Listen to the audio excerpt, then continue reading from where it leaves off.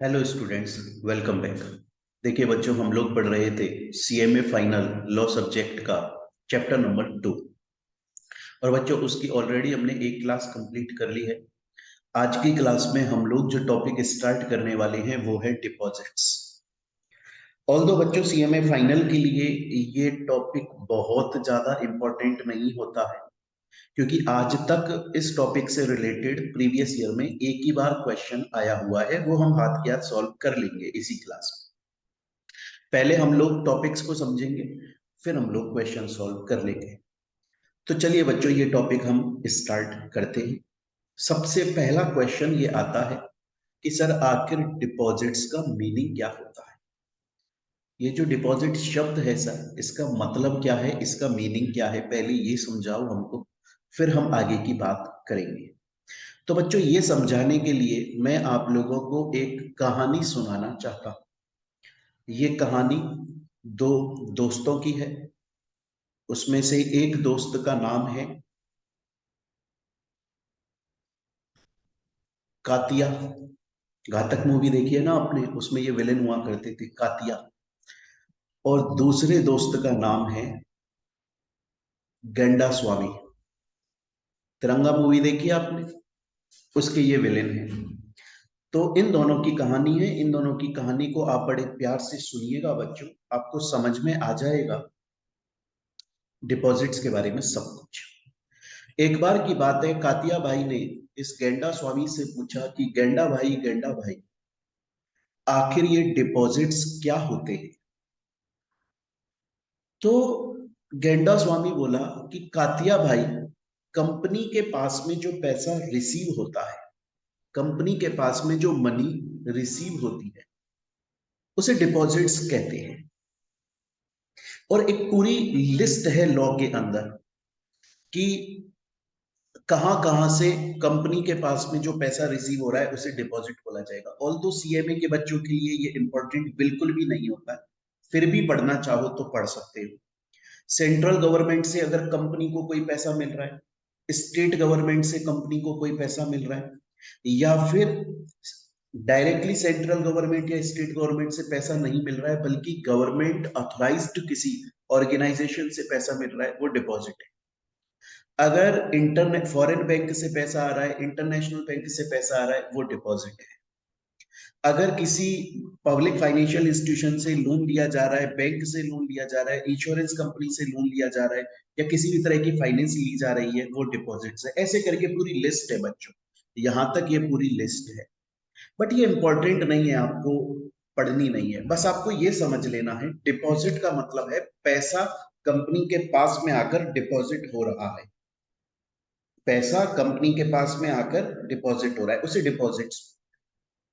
तो जब कातिया भाई ने गेंडा स्वामी से पूछा कि गेंडा भाई आखिर डिपॉजिट्स क्या होते हैं, तो इन्होंने बोला कि कंपनी के पास में जो पैसा आता है, कंपनी को जो पैसा रिसीव होता है, उसको डिपॉजिट्स बोला जाता है। वो सभी अमाउंट डिपॉजिट्स की तरह कंसीडर किए जाते हैं।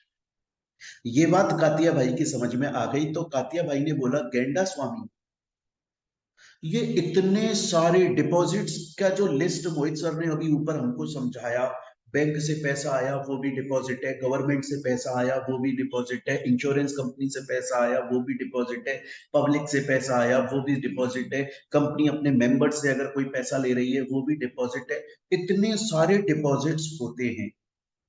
क्या हमें इस चैप्टर 2 के अंदर सीएमए के कोर्स के लिए, क्या हमें वो सभी तरह के डिपॉजिट्स पढ़ने हैं? गेंडा स्वामी बोले नहीं नहीं नहीं नहीं नहीं नहीं, इस चैप्टर में हमको वो सभी तरह के डिपॉजिट्स के बारे में नहीं पढ़ना। हमको तो सिर्फ दो तरह के डिपॉजिट के बारे में पढ़ना है कि एक कंपनी अगर जनरल पब्लिक से पैसा ले रही है, एक तो उस तरह के डिपॉजिट, और कंपनी अपने मेंबर्स से पैसा ले रही है, उस तरह के डिपॉजिट। दो तरह के डिपॉजिट्स के बारे में हमको पढ़ना। तो अभी तक कातिया की समझ में ये आया कि कंपनी के पास में किसी भी तरह से जो पैसा रिसीव होता है उसे डिपॉजिट्स बोला जाता है। और ये जो डिपॉजिट्स है, और ये जो डिपॉजिट है वो कंपनी के पास में बैंक से पैसा आ रहा है तो डिपॉजिट है, गवर्नमेंट से पैसा आ रहा है तो डिपॉजिट है, इंश्योरेंस से, सब जगह से। लेकिन इस चैप्टर में हमको सिर्फ वो पढ़ना है जो कंपनी के पास में पब्लिक से पैसा आ रहा है या कंपनी के खुद मेंबर से पैसा आ रहा है। यहां तक की बात समझ में आ गई।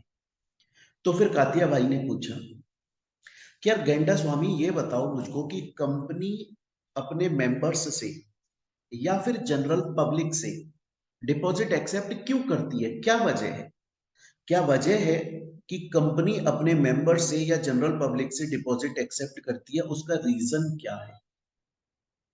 गंडा स्वामी ने बड़ी सिंपल सी बात बोली, बोला देखो यार कातिया भाऊ, हर कंपनी को अपना बिजनेस रन करने के लिए पैसा चाहिए। कोई भी कंपनी अपना बिजनेस चलाना चाहती है, डेली एक्टिविटीज करना चाहती है, उसके लिए पैसे की जरूरत है। इवन अगर कंपनी कोई नया प्रोजेक्ट स्टार्ट करना चाहती है, उसके लिए भी पैसे की जरूरत है। पैसे की जरूरत तो रहती है, चाहे से नया प्रोजेक्ट स्टार्ट कर रहे हैं, चाहे से अपना नॉर्मल डेली रूटीन बिजनेस चला रहे, पैसा चाहिए। अब कंपनी को पैसे की नीड है और कंपनी के पास में इतना पैसा तो होता नहीं है, या होता है तो कंपनी अपना पैसा लगाना नहीं चाहती, क्योंकि वो सिक्योर रखना चाहती है कि कल को कभी ऐसी सिचुएशन पड़ गई, हमें काम आया, तो हमारे पास पैसा होना चाहिए। तो कंपनी खुद का पैसा लगाना नहीं चाहती, और कंपनी बैंक से अगर लोन लेगी तो उसको बहुत सारा इंटरेस्ट पे करना पड़ेगा बैंक को। लेकिन कंपनी को पैसे की जरूरत है अपना बिजनेस रन करने के लिए, नया प्रोजेक्ट स्टार्ट करने के लिए, नई जगह पर इन्वेस्टमेंट करने के लिए, अपना एक्सपांशन करने के लिए, ब्रांचेस खोलने के लिए, नई नई चीजें करने के लिए पैसे की जरूरत है। खुद का पैसा यूज करना नहीं चाहती कंपनी, क्योंकि उसको सेफ रख रही है। और बैंक से लोन लेगी तो इंटरेस्ट बहुत ज्यादा देना पड़ेगा। बहुत सारी कंपनियां लेती हैं लोन बैंक से, बहुत सी नहीं भी लेती हैं, कोशिश करती हैं बैंक से लोन ना लिया जाए। तो इसलिए वो क्या करते हैं, इसलिए वो जनरल पब्लिक या मेंबर से उनका पैसा डिपॉजिट कर लेते हैं, उसको किसी प्रोजेक्ट में इन्वेस्ट करते हैं, वहां से बहुत सारा प्रॉफिट जनरेट होता है, और उसका कुछ पार्ट उन मेंबर्स को, डिपॉजिटर्स को, जिन्होंने पैसा डिपॉजिट किया था, इंटरेस्ट की तरह उनको वापस कर दिया जाता है। पूरा अमाउंट भी वापस दे देते हैं उनको, थोड़ा बहुत इंटरेस्ट भी वापस दे देते हैं। इसलिए कंपनी अपने मेंबर्स और पब्लिक से डिपॉजिट एक्सेप्ट करती है, ताकि उनके पैसे से वो किसी नए प्रोजेक्ट में इन्वेस्टमेंट कर सके, प्रॉफिट कमा सके, उनको उनका पैसा इंटरेस्ट के साथ में वापस कर सके। कातिया बोला ठीक है, मुझे समझ में आ गया। डिपॉजिट का मतलब होता है कंपनी के पास में किसी भी तरह से कोई अमाउंट आता है, वो डिपॉजिट है। हालांकि इस चैप्टर के अंदर हम सिर्फ ये देखेंगे कि कंपनी जब अपने मेंबर्स या पब्लिक से पैसा एक्सेप्ट करती है, उस तरह के डिपॉजिट के बारे में हमें इस चैप्टर में पढ़ना है। और दूसरी बात, कंपनी क्यों डिपॉजिट एक्सेप्ट करती है मेंबर्स या जनरल पब्लिक से, जिससे उसका बिजनेस चलता है। लेकिन गंडा भाई, एक बात बताओ, कंपनी तो चलो इसलिए करती है क्योंकि कंपनी का फायदा है, कंपनी को पैसा मिल रहा है, कंपनी अपने प्रोजेक्ट में लगा के पैसा कमा रही है, इसलिए कंपनी लोगों से पैसा एक्सेप्ट करेगी, ये समझ में आया। वो मेंबर्स या पब्लिक क्यों पैसा दे रहे हैं, उनको क्या लेना देना है कंपनी के मेंबर्स या जो जनरल पब्लिक रोड पे बैठी है, घरों में बैठी है, वो क्यों कंपनी को पैसा दे रही है? बोले यार सिंपल सी बात है कातिया भाई, देखो, मेंबर्स के पास या पब्लिक के पास उनका पैसा है, उन्होंने कमाई करी है, अब वो पैसा बैंक में जमा कराएंगे और बैंक उनको इंटरेस्ट देगा। सेम चीज कंपनी कर रही है, कंपनी भी तो उनसे पैसा ले रही है और उनको इंटरेस्ट दे रही है। तो वो लोग सोचते हैं कि अब इससे बढ़िया तो यार हम कंपनी में ही जमा करा देते हैं, कंपनी का भी प्रॉफिट हो जाएगा और हमको हमारा पैसा और इंटरेस्ट भी मिल जाएगा। तो वो कंपनियों में जमा करा देते हैं, फायदा तो उनका भी हो ही रहा है ना। तो बच्चों, इस कहानी से अभी तक हमें क्या समझ में आया? इस कहानी से हमें समझ में आया कंपनी के पास में जो पैसा रिसीव होता है उसे डिपॉजिट बोलते हैं।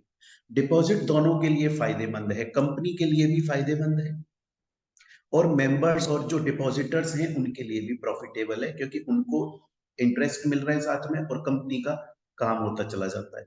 मैंने पूरी लिस्ट बताई हुई है, हालांकि आपके लिए बिल्कुल भी इंपॉर्टेंट नहीं है, बट पढ़ना चाहो तो पढ़ लेना, आपकी मर्जी।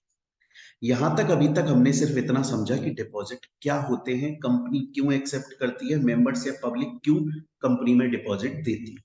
क्लियर हो गया? अब कुछ कंडीशंस आ जाती हैं, उसमें सबसे पहले आता है सेक्शन 73, डिपॉजिट कंपनीज एक्ट 2013 के अंदर सेक्शन 73 से 76 में डिफाइंड है। अगर याद रखना चाहे आप लोग सेक्शन, तो डिपॉजिट जो है वो टोटल सेक्शन 73 से 76 तक कंपनीज एक्ट 2013 के अंदर ये जो 4 सेक्शन है 73, 74, 75, 76, ये डिपॉजिट के बारे में बात करते हैं। सबसे पहले हम सेक्शन 73 को पढ़ेंगे। वो कुछ रेस्ट्रिक्शंस, कुछ प्रोविजंस बताता है डिपॉजिट्स के रिगार्डिंग में, तो हम उसको समझेंगे बच्चों। और इसको समझने के लिए हम अपनी एक नई कहानी सुनेंगे। बड़ी ही सिंपल सी प्यारी सी कहानी है। अभी तक हम लोगों ने इतना समझा कि डिपॉजिट क्या होता है, उसके लिए हमने कातिया भाई और गंडा स्वामी की कहानी सुन ली। अब हम सेक्शन 73 पढ़ेंगे कि कोई भी कंपनी अगर डिपॉजिट एक्सेप्ट कर रही है तो कुछ बातों का उसे ध्यान रखना जरूरी होता है। ऐसा नहीं है कंपनी अपनी मर्जी से कुछ भी डिपॉजिट एक्सेप्ट कर ले। कुछ कंडीशंस होती हैं भाई, कुछ रेस्ट्रिक्शंस होती हैं, लॉ ने, कानून ने कुछ प्रोविजंस बनाए हैं, उनको फॉलो करना है। अब वो क्या है सेक्शन 73 के अंदर, उसको समझने के लिए हमें कहानी सुननी। बच्चों ये कहानी किसकी है? ये कहानी है राजमाता, बाहुबली देखी आपने? तो ये कहानी राजमाता शिवगामी देवी की और हमारे प्यारे वसूली भाई की है। इस कहानी को सुनिए बच्चों, बड़ा मजा आएगा। एक बार की बात है, शिवगामी देवी वसूली भाई के पास में गई और बोली, वसूली भाई, वसूली भाई, मेरी एक कंपनी है और उस कंपनी के अंदर मैं अपने मेंबर्स से डिपॉजिट एक्सेप्ट करना चाहती हूँ। मतलब मेरी एक कंपनी है और वो कंपनी अपने मेंबर्स से डिपॉजिट एक्सेप्ट करना चाहती है या पब्लिक से डिपॉजिट एक्सेप्ट करना चाहती है, क्या प्रोसेस है? तो वसूली भाई बोले, सबसे पहला काम, अगर कोई भी कंपनी, मतलब आपकी कंपनी या कोई भी कंपनी अगर डिपॉजिट्स एक्सेप्ट करना चाहती है अपने मेंबर से, पब्लिक से, तो जरूरी है कि वो कंपनी एक जनरल मीटिंग बुलाए, मतलब अपने मेंबर्स की मीटिंग बुलाए, जनरल मीटिंग। और उस मीटिंग के अंदर मेंबर्स के सामने ये प्रपोजल रखे कि भैया हम सोच रहे हैं कि हम आपसे, मतलब मेंबर से या जनरल पब्लिक से डिपॉजिट एक्सेप्ट करें, ये प्रपोजल रखें। एंड उस प्रपोजल पर रिजोल्यूशन पास करवा दे, मतलब मेंबर्स जनरल मीटिंग में अप्रूव कर दे, कंपनी को परमिशन दे दे कि आप डिपॉजिट एक्सेप्ट कर सकते हो, कोई प्रॉब्लम नहीं है। सबसे पहली कंडीशन। तो हमारी राजमाता को, शिवगामी देवी को, ये बात समझ में आ गई कि अगर उनकी कंपनी को डिपॉजिट्स एक्सेप्ट करने हैं तो सबसे जरूरी काम है कि मेंबर्स की जनरल मीटिंग बुलानी पड़ेगी और रिजोल्यूशन पास करवाना पड़ेगा। राजमाता बोली, वसूली भाई ठीक है, आपकी बात मुझे यहां तक समझ में आ गई, उसके बाद बताओ? बोला, उसके बाद आपको एक ऑफर लेटर बनाना पड़ेगा। भाई आप एक ऑफर ही तो लेकर आ रहे हो मेंबर्स के सामने, या पब्लिक को, अगर पब्लिक से डिपॉजिट लेने तो पब्लिक के सामने, मेंबर से डिपॉजिट लेना है तो मेंबर्स के सामने, ऑफर ही तो ला रहे हो कि आप हमारे पास में पैसा डिपॉजिट कर दो, इतने साल के लिए डिपॉजिट कर दो, 2 साल, 5 साल, इतने टाइम के लिए। हालांकि डिपॉजिट की एक लिमिट होती है, 3 साल से ज्यादा के लिए वो लिया नहीं जा सकता, वो पड़ेंगे हमारे। भाई कंपनी ऑफर ला रही है कि आप अपना पैसा हमारे पास में डिपॉजिट कर दो, इतने साल, इतने टाइम के अंदर हम आपको वापस दे देंगे, साथ में हम आपको इतनी परसेंट से इंटरेस्ट भी देंगे, चाहे से हमने आपका पैसा किसी भी प्रोजेक्ट में लगाया, वहां प्रॉफिट हुआ, लॉस हुआ, हम आपको आपका इंटरेस्ट देंगे। ऑफर भी तो दोगे ना? तो वो ऑफर क्या है, किस दिन से आप डिपॉजिट एक्सेप्ट करना स्टार्ट कर रहे हो, ऑफर किस दिन स्टार्ट होगा, उसका एक पहले ऑफर लेटर बनाओ, एक प्रपोजल बनाओ, है ना, एक एक स्टेटमेंट बना लो और उसको मेंबर्स के सामने, पब्लिक के सामने सर्कुलेट कर दो कि भैया शिवगामी देवी की जो फलानी कंपनी है वो डिपॉजिट का ऑफर लेकर आ रही है। अगर कोई भी पर्सन डिपॉजिट रखना चाहता है कंपनी के अंदर तो इस डेट से वो रख सकता है, इतने टाइम के लिए डिपॉजिट रखे जाएंगे, आपका पूरा अमाउंट वापस दे दिया जाएगा, इंटरेस्ट साथ में आपको इतनी परसेंट से पे किया जाएगा। सब कुछ लिख दो, ऑफर लेटर बना के मेंबर्स के सामने सर्कुलेट कर दो, जिससे कि मेंबर्स उसे पढ़ सके और वो समझ सकें कि उन्हें इस डिपॉजिट के अंदर पार्टिसिपेट करना है कि नहीं करना, मतलब कंपनी के पास पैसे डिपॉजिट देने कि नहीं देने वो डिसाइड है। तो बच्चों अभी तक शिवगामी देवी को दो बातें समझ में आई कि अगर कंपनी को डिपॉजिट एक्सेप्ट करने हैं तो पहले मेंबर से जनरल मीटिंग में रिजोल्यूशन पास करवाना पड़ेगा और उसके बाद में ऑफर लेटर बनाकर मेंबर्स के सामने, पब्लिक के सामने सर्कुलेट करना पड़ेगा। बोले ठीक है। राजमाता बोले बसूली भाई ये दोनों काम कर लेगी हमारी कंपनी, उसके बाद बताओ। बोला उसके बाद वो जो ऑफर लेटर है, वो ऑफर लेटर आपको, आपके जो ऊपर आरओसी लगता है, जिस स्टेट में आपकी कंपनी है वहां का जो आरओसी है, रजिस्ट्रार ऑफ कंपनीज, वो ऑफर लेटर उसके पास में रजिस्टर करवाना पड़ेगा। क्यों करवाना पड़ेगा आरओसी के पास में रजिस्टर? अरे क्योंकि भाई आप ऑफर लेटर के अंदर टर्म्स कंडीशन लिखोगे उस ऑफर की, अपने बारे में भी तो लिखोगे, कंपनी के बारे में। हमारी कंपनी पिछले इतने साल से चल रही है, डिविडेंड दे रही है, प्रॉफिट दे रही है, बहुत बढ़िया कंपनी है, और क्या नाम है, हम तो बहुत अच्छी कंपनी है, और हमारी कंपनी कभी लॉस में, बातें भी तो लिखोगे ना, लोगों को अट्रैक्ट करने के लिए, लोगों को इन्फ्लुएंस करने के लिए, लोगों को लुभाने के लिए, जिससे लोग आपकी कंपनी में डिपॉजिट दे दें। उस ऑफर लेटर के अंदर ऑफर से रिलेटेड टर्म्स कंडीशंस तो लिखोगे आप, अपने बारे में भी तो बढ़ाई करोगे ना, कहीं झूठी बढ़ाई तो नहीं कर रहे। पहली बात। दूसरी बात, आप पब्लिक से डिपॉजिट ले रहे हो, आपको वो वापस भी करना है। पब्लिक सिक्योरिटी चाहती है, पब्लिक बोलती है कंपनी से कि भाई तुमने मेरे से बोला डिपॉजिट दे दो, मैंने तुमको दे दिए, कल को तुमने मेरा पैसा वापस नहीं किया, मैं किसके पास में जाऊंगा? मैं कल को गवर्नमेंट के पास में गया, आरओसी के पास में गया, अथॉरिटी के पास में गया, कोर्ट के पास में गया, वो बोलेगा तुमने इस डिपॉजिट को रजिस्टर करवाया था क्या कहीं पे, किसी सरकारी दफ्तर में रजिस्टर है कि नहीं है, ऐसे ही अपना पैसा कंपनी को तुमने दे दिया।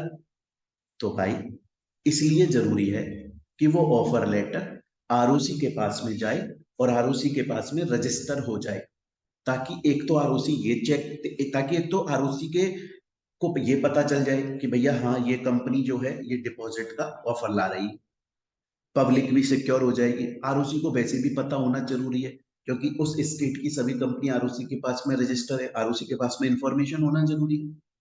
पब्लिक सिक्योर हो गई, आरओसी चेक कर लेगी कहीं कोई झूठी बात तो नहीं लिखी। क्लियर है ये चीज? इसलिए आरओसी के पास में रजिस्टर करवाना जरूरी है। तो शिवगामी देवी के राजमाता के दिमाग में तीन बातें क्लियर हो, अगर उन्हें डिपॉजिट का ऑफर लाना है, जनरल मीटिंग में मेंबर से रिजोल्यूशन पास करवाना पड़ेगा, पहली बात। दूसरी बात कि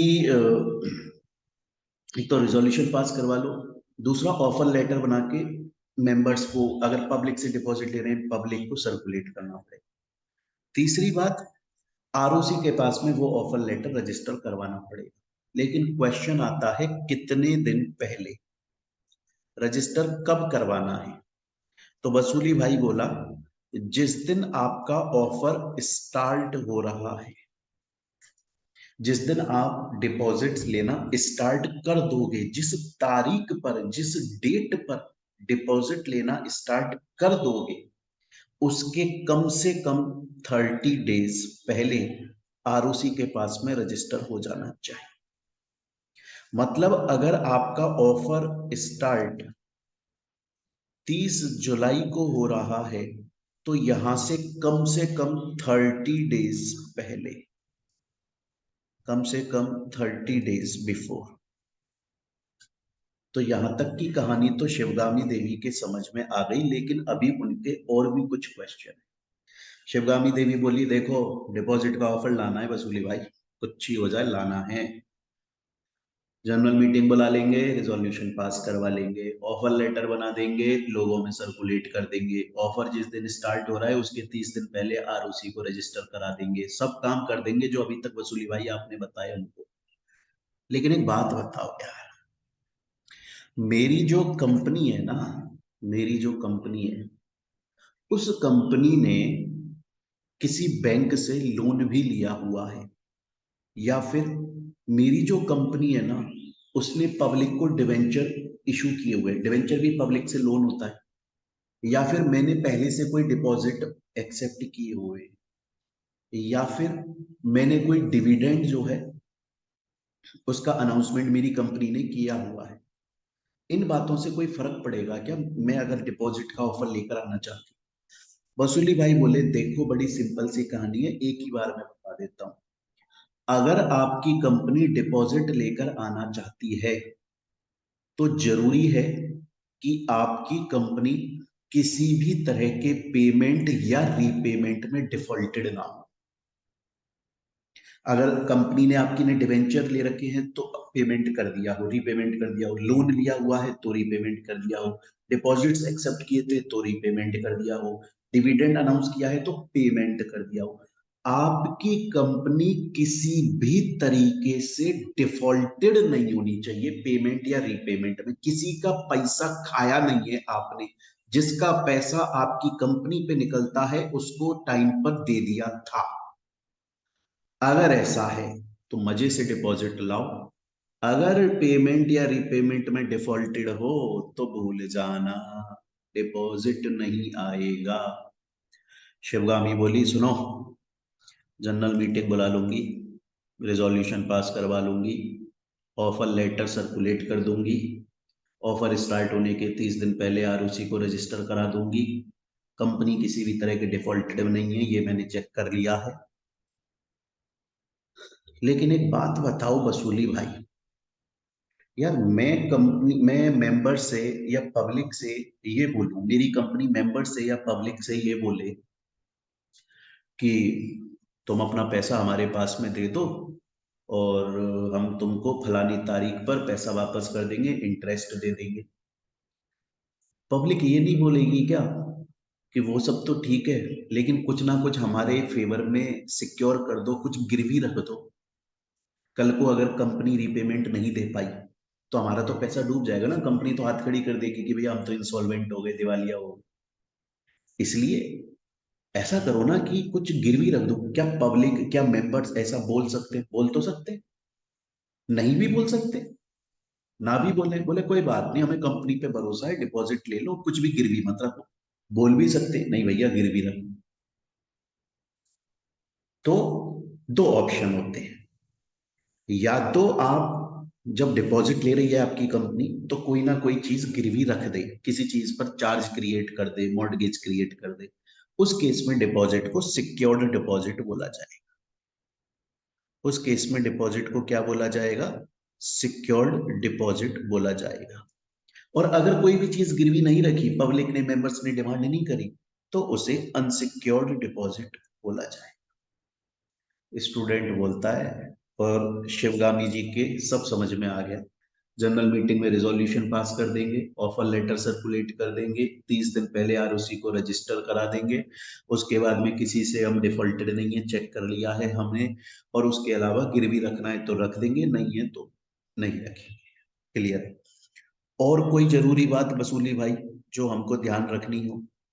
बोला एक बहुत जरूरी बात है, आपको ना पब्लिक को सिक्योर करने के लिए, क्योंकि पब्लिक सिक्योरिटी चाहती है, पब्लिक डरती है कि हमारा पैसा डूब ना जाए। पब्लिक को ऐसा लगता है कि यार कल को कंपनी ने हमसे पैसा ले लिया और कंपनी की फाइनेंशियल पोजीशन डगमगा गई, कंपनी लॉस में जाने लगी, कंपनी ने हाथ खड़े कर दिए मेरे पास पैसा नहीं है तो हमारा तो पैसा डूब जाएगा। इसीलिए आपको क्या करना है, आपको ना एक, आपकी कंपनी को, मतलब आपकी कंपनी को एक बैंक में सेपरेट अकाउंट ओपन करवाना है, अलग से एक अकाउंट खुलवाना है, और वो अकाउंट तब तक ओपन रहेगा जब तक डिपॉजिट चल रहा है। जिस दिन डिपॉजिट का टाइम पीरियड खत्म हुआ, आपने सब पेमेंट वेमेंट कर दिया, वो अकाउंट क्लोज हो जाएगा। उस अकाउंट का नाम रहेगा deposit repayment reserve account. Separately एक नया अकाउंट ओपन होगा बैंक में। क्यों होगा?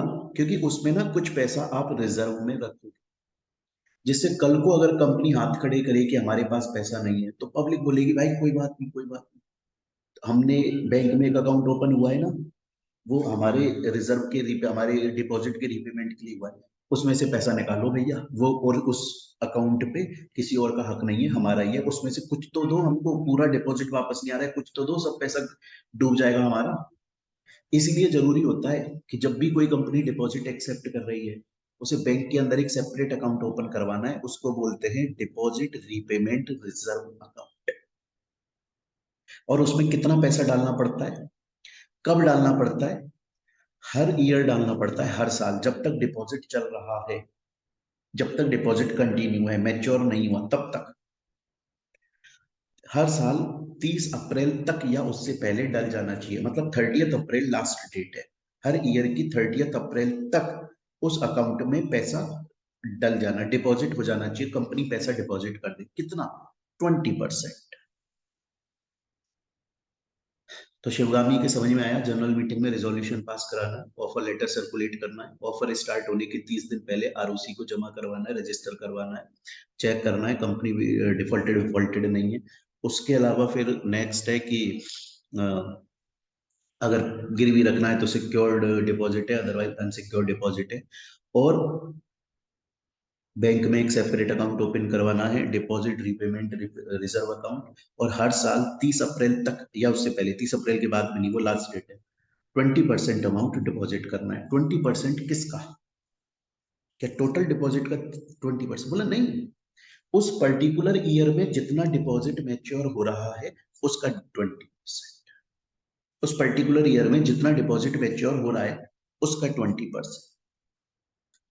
तो यहां तक की पूरी बात शिवगामी को समझ में आ गई। उन्होंने बोला बसूली भाई आपने बहुत हेल्प की हमारी, थैंक यू। और बसूली भाई यहाँ पर नाचने लग गए, बोला मेरा ही चलवा चल रहा है।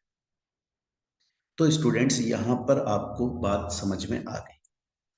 अभी तक हम लोगों ने स्टूडेंट्स क्या क्या पढ़ लिया? अभी तक हम लोगों ने पढ़ लिया डिपॉजिट क्या होता है। उसके अलावा मैंने आपको बताया सेक्शन 73 से 76 में डिपॉजिट्स है। उसके अलावा सेक्शन 73 के हम लोगों ने यहाँ पर ये रेस्ट्रिक्शंस पढ़ लिए। अब चलते हैं आगे। नेक्स्ट कुछ टर्म्स कंडीशंस और हैं बच्चों, डिपॉजिट से रिलेटेड। उन टर्म्स कंडीशंस को भी हम साथ में पढ़ लेते हैं, ठीक है? तो देखिए,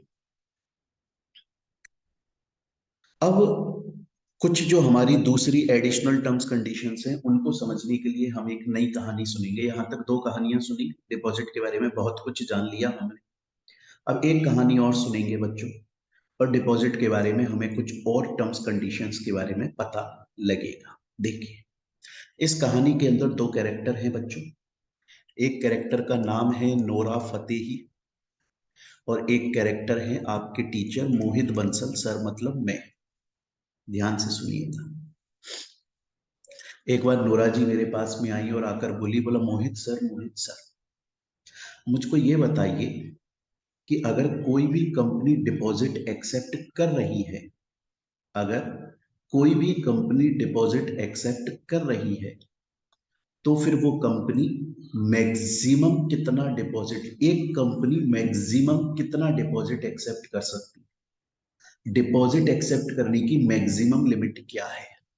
मैंने उनको बोला कि नोरा जी, एक कंपनी मैक्सिमम 35% एक्सेप्ट कर सकती है अपनी paid up share capital, reserves plus premium, तीनों का जो टोटल आता है, इन तीनों को जोड़ लेगी कंपनी, अपने पेड अप शेयर कैपिटल को, रिजर्व्स को, प्रीमियम को, इनका जो टोटल आएगा उसके 35% तक कंपनी, ये मैक्सिमम लिमिट है, डिपॉजिट एक्सेप्ट कर सकती है। तो नोरा जी को ये बात समझ में आ गई कि मैक्सिमम लिमिट क्या है। फिर उन्होंने ये पूछा कि मोहित सर ये बताइए कि मैक्सिमम और मिनिमम टाइम कितना होता है? मुझे ये बताइए कि मैक्सिमम और मिनिमम टाइम कितना होता है, मतलब कितने टाइम के लिए डिपॉजिट एक्सेप्ट करना जरूरी है, कि इतने से कम टाइम के लिए कंपनी डिपॉजिट ले ही नहीं सकती, कम से कम इतने टाइम तक तो डिपॉजिट रखना पड़ेगा कंपनी को अपने पास, और कितना मैक्सिमम टाइम है कि इससे ज्यादा के लिए नहीं ले सकती। तो मिनिमम टाइम 3 महीने है, कोई भी कंपनी 3 महीने से कम, सॉरी 6 मंथ है, कोई भी कंपनी 6 महीने से कम के लिए डिपॉजिट एक्सेप्ट नहीं कर सकती, और मैक्सिमम टाइम 36 मंथ्स है। 36 महीने से ज्यादा के लिए कंपनी डिपॉजिट एक्सेप्ट नहीं कर सकती। तो अभी तक नोरा जी के समझ में दो बातें आ रही।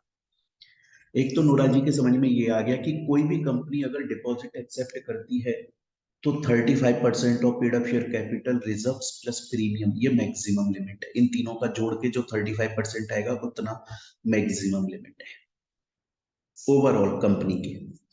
और दूसरी बात ये आ जाती है कि कंपनी 6 महीने से कम के लिए डिपॉजिट बिल्कुल भी एक्सेप्ट नहीं करेगी, और 36 मंथ से ज्यादा के लिए एक्सेप्ट नहीं करेगी। नोरा जी को ये बात समझ में आ गई, लेकिन अब नोरा जी का एक नया क्वेश्चन आ गया। और नोरा जी का एक नया क्वेश्चन ये है कि मोहित सर, क्या कोई ऐसी सिचुएशन है, क्या बाई चांस ऐसी कोई सिचुएशन हो सकती है कि जिसमें 6 महीने से कम के लिए डिपॉजिट एक्सेप्ट किए जा सकते हैं? मैंने कहा हाँ, एक सिचुएशन है। अगर कंपनी अपनी पेड अप शेयर कैपिटल और रिजर्व्स, इसमें प्रीमियम नहीं है बच्चों, paid up share capital plus reserves के 10% तक, अगर 10 paid up share capital reserve का अगर 10% एक्सेप्ट कर रही है डिपॉजिट, तो फिर वो 3 महीने तक के लिए ले सकते, 3 से कम के लिए नहीं ले सकते। सिर्फ ये एक सिचुएशन है जिसमें 6 महीने से कम के लिए कंपनी पब्लिक से कंपनी डिपॉजिट एक्सेप्ट कर सकती, लेकिन उसमें भी 3 महीने की लिमिट है। और कितना लेना पड़ेगा? 10% paid up share capital and reserves का। तो नोरा जी को समझ में आ गई, maximum limit 35% paid up share capital reserves plus premium का, मिनिमम टाइम 6 महीने, मैक्सिमम 36 महीने। मिनिमम टाइम 6 महीने है, लेकिन एक सिचुएशन में वो कम हो जाता है, 3 महीने तक हो जाता है, अगर उसमें paid up share capital reserve का 10%। एक लास्ट क्वेश्चन आया नोरा जी का, वो ये बोली कि मोहन सर ये बताइए, क्या हर कंपनी पब्लिक से डिपॉजिट एक्सेप्ट कर सकती है? नहीं, नहीं, नहीं, नहीं, नहीं, नहीं। हर कंपनी पब्लिक से डिपॉजिट एक्सेप्ट नहीं कर सकती। हर कंपनी अपने मेंबर्स से डिपॉजिट एक्सेप्ट कर सकती है। हर कंपनी, हर कंपनी, हर कंपनी, हर कंपनी अपने मेंबर से डिपॉजिट एक्सेप्ट कर सकती है। हर कंपनी पब्लिक से डिपॉजिट एक्सेप्ट नहीं कर सकती। सिर्फ और सिर्फ एलिजिबल कंपनीज ही पब्लिक से डिपॉजिट एक्सेप्ट कर सकती हैं। सिर्फ और सिर्फ एलिजिबल कंपनीज ही पब्लिक से डिपॉजिट एक्सेप्ट कर सकती हैं। और एलिजिबल कंपनीज कौन होती हैं? एलिजिबल कंपनी एक पब्लिक कंपनी होती है जिसकी नेटवर्थ कम से कम 100 करोड़ हो, प्लस टर्नओवर 500 करोड़ हो, प्लस प्लस उस कंपनी के मेंबर्स जनरल मीटिंग में स्पेशल रिजोल्यूशन पास करके बोल चुके हों कि मेंबर्स से पब्लिक से डिपॉजिट एक्सेप्ट कर लो। सिर्फ एलिजिबल कंपनी ही पब्लिक से डिपॉजिट ले सकती। और एलिजिबल कंपनी कौन है? जिसकी नेटवर्थ कम से कम 100 करोड़ हो, एंड प्लस, और नहीं है बीच में, ये नहीं बोल रहे हैं कि कंपनी की नेटवर्थ कम से कम 100 करोड़ हो या फिर टर्नओवर 500 करोड़ हो। ना ना ना, ऐसा नहीं बोल रहे हैं।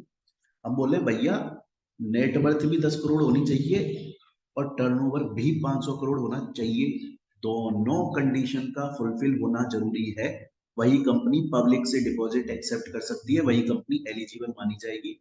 पब्लिक से डिपॉजिट एक्सेप्ट करते वक्त जनरल मीटिंग में स्पेशल रिजोल्यूशन पास करवाना पड़ेगा। स्टूडेंट बोलता है, समझ में आ गई सर कहानी। डिपॉजिट क्या होता है, ये बात हमको कातिया भाऊ और गेंडा स्वामी ने समझा दी। उसके अलावा सेक्शन 73 वाले रेस्ट्रिक्शंस हमको शिवगामी देवी राजमाता और हमारे प्यारे बसूली भाई ने समझा दी।